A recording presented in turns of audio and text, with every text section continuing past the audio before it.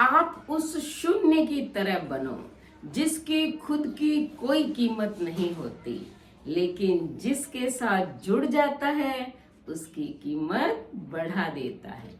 राधे राधे शर्मा जी की कहानी चैनल पर आप सबका हार्दिक हार्दिक स्वागत, अभिनंदन। अक्सर हमारे मन में एक प्रश्न आता है कि क्या भगवान भोग लगाते हैं? हम रखते हैं उनके आगे, लेकिन वो वैसे का वैसा पड़ा रहता है। तो क्या भगवान खाते हैं तो वो कम क्यों नहीं होता? ऐसा का ऐसा क्यों पड़ा रहता है? और नहीं खाते तो हम भोग क्यों लगाते हैं? यही प्रश्न एक शिष्य ने अपने गुरु से पूछा। उनका गुरु पाठ पढ़ा रहा था और उन्होंने अपने गुरु जी से प्रश्न किया कि हम भगवान को भोग क्यों लगाते हैं, क्योंकि वो खाते तो है ही नहीं। गुरु ने उस वक्त तो कोई उसके प्रश्न का उत्तर नहीं दिया, वो पाठ पढ़ाते रहे।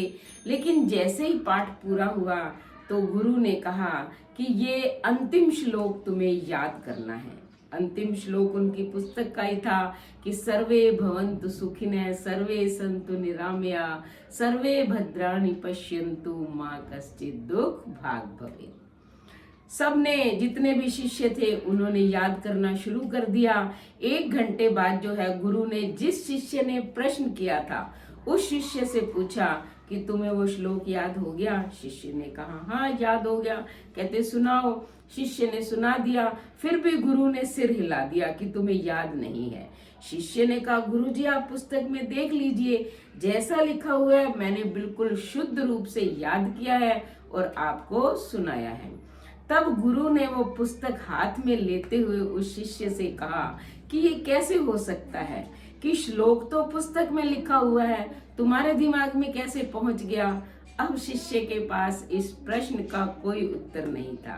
तब गुरु ने समझाया कि जैसे पुस्तक के अंदर ये श्लोक लिखा हुआ है, अपने स्थूल रूप में और सूक्ष्म रूप में वो तुम्हारे दिमाग में चला गया जब तुमने इसे पढ़ा, वैसे ही जब हम भगवान के आगे भोग रखते हैं, कोई भी मिठाई रखते हैं, भोजन रखते हैं, फल रखते हैं, तो वो दृष्टि भोग लगाते हैं।